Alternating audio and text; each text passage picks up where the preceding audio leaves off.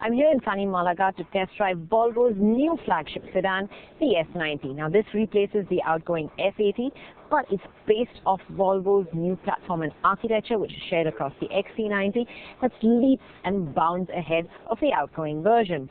Well, it's loaded with technology and luxury. Should the Germans worry, is what we're going to find out.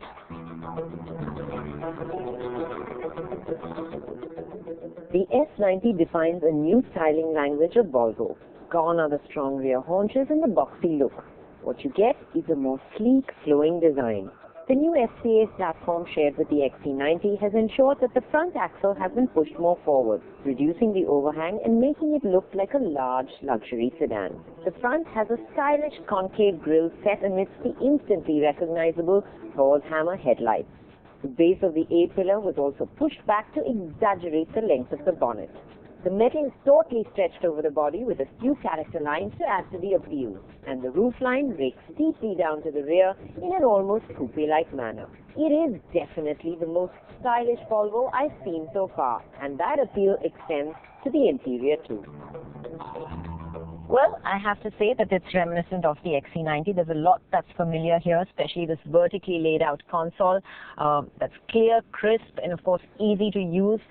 There's lots of premium touches over here. There's double-stitched leather, the wood across the dash, the chrome that gives it highlights, the Napa leather seats. Feels luxury, feels premium, can definitely go head-to-head with the German rivals on quality and finish. You have clear, crisp screens, you have controls, the sunroof, and of course that 19-speaker Bowers and Wilkins music system to keep you entertained. So, loaded. The only thing I found missing were the paddle shifts, and the steering adjust is manual. As for the features, the S90 comes with a sensorless infotainment system. It will allow you to remotely control a few of the functions of your car from your desktop or your phone, and allow you to track it too. The 9-inch vertically laid out tablet allows you to swap between modes easily and view multiple ones at the same time. The navigation system, though, we found didn't work the best, and we had to resort to Google Maps a couple of times. Then, of course, there's a heads-up display, which makes it very easy to view all instructions while driving. There's Bluetooth connectivity, voice command as well, and all the regular functions. There are 4 driving modes that you can select from too. So with the driving mode set to comfort, I hopped into the back seat. This is where most owners will be, and I wanted to judge whether the S90 was truly the luxury car Indians would like. Well, definitely the lap of luxury in this back seat. Space is at a premium. You can really stretch out your legs. There's loads and loads of leg room. Now I know I'm short, but even taller people will be absolutely comfortable here. How tall are you? I am 1.94 m. So there you go, he's tall, he's got the seat in his driving position, and I've still got ample room here at the back. The width of the seat is also really nice. You will get 3 people in here, but the central tunnel is quite high, so that might be a bit of an impediment. Of course, you have the AC vents, central and on the side, so you'll be in comfort in this back seat. In fact, the first impression is that it could beat the German rivals on legroom and even width. But we'll have to do a back-to-back to ensure that. Now, the ride of this car is really cushy and plush and comfortable and engineered like the rest of this car is for comfort. It doesn't let the bumps and potholes filter through. Even in dynamic mode, it doesn't firm up the ride too much. But as you pick up the pace over undulating sections of road, that softness is felt and you do get a bit of vertical movement. But even that is in a subtle manner. You just feel like you're floating along. And even rougher sections of road really didn't bother the S90. It just pummeled over them with ease. However, when we did hit deep potholes or sharper edges, the suspension did rebound a bit jarringly.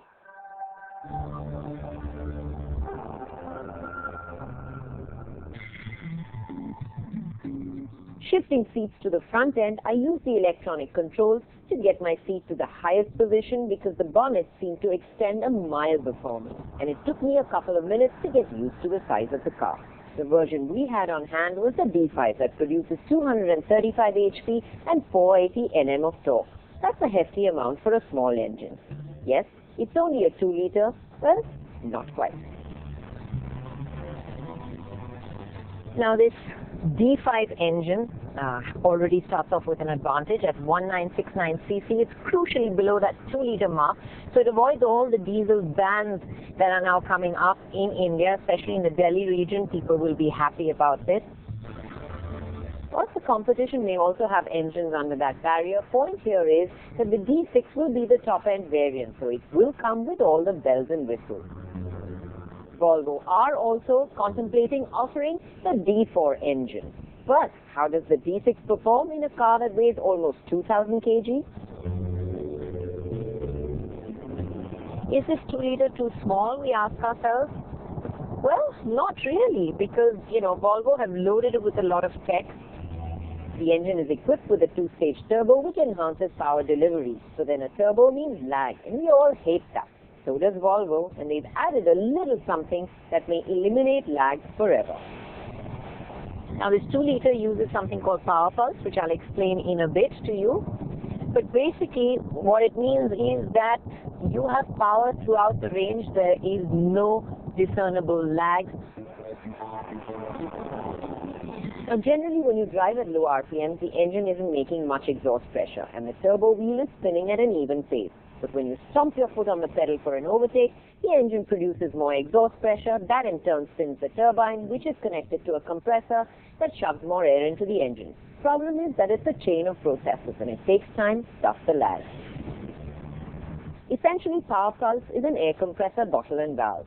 What happens with power pulse is clean air is drawn and stored into a 2-liter tank, and when you mash your pedal to the floor, it sends high pressure into the exhaust stream quickly, spooling the turbo and sending out a pulse of power. Pretty interesting stuff, and it works remarkably well, offering linear acceleration all through. Now this engine is not about getting the fastest from place to place. It's not exciting, it's not punchy. But Volvo are carving out their own niche with these downsized engines. They're efficient, they're adequate enough on power for big cars like this, and it's all about leisurely, comfortable driving and getting from place to place in a relaxed manner. The claim 0 to 100 is 7 seconds, which would make it quicker than its direct competitor. But with turbo lag gone, there are no sudden surges of power, so its speed is really masked in its linearity. It doesn't let you feel like it's so quick, but for most of my journey running up to speeds of about 130 kilometers an hour, I barely had to use more than half the throttle. Overtakes came up easily, and never once did I lack for power. The only thing is, when I mashed my foot down, the auto box is not entirely smooth, and the shifts were a bit jerky. Now the steering is not really the quickest off center or the most thrilling dynamically, but sitting out here at higher speeds on the highway, it gives me a good sense of security, and it always lets me feel comfortable. The S90 is not a car that you want to carve corners in. It's more a car for getting to your destination absolutely as fresh and as relaxed as when you got into your car. It's got that zen-like aura about it that just makes you want to dial everything back a notch or two and enjoy the drive. In fact, it really wants you to relax. Now this system will possibly not come to India, but over here I have something that's called your drive assist. Technically I put it into cruise control, I press the button for drive assist, and then it just steers within the lane. I can set the range with the car in front of me as well. And honestly, I don't have to do anything. They do recommend that you keep your hands on the steering wheel, but look, Ma, no hands. The car's doing it all for me. That's the warning to say, keep your hands on the steering wheel. Don't hand it all over to me. But it's pretty awesome. When you get tired, you need a little bit of rest, you can let the car do your work for you. And the moment you put a little input into the steering wheel, it overrides the system, so you always have control.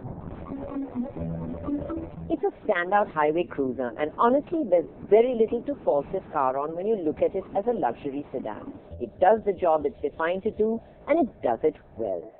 It goes up against the likes of the Mercedes E-Class, the BMW 5 Series, and the Audi A6. So I asked myself, should the Germans be worried? Well, maybe so, because the S90 really sets itself apart in a lot of ways. I mean, the space in that back seat is amazing for the category it is in. And you know what? It may not be a car that gets your pulses racing, but it's one that definitely calms them down. So it sets out to do something completely different. It wants to be a luxury car that gets you from point A to point B in just the most relaxed manner, and it does that extremely, extremely well. So in that sense, yes.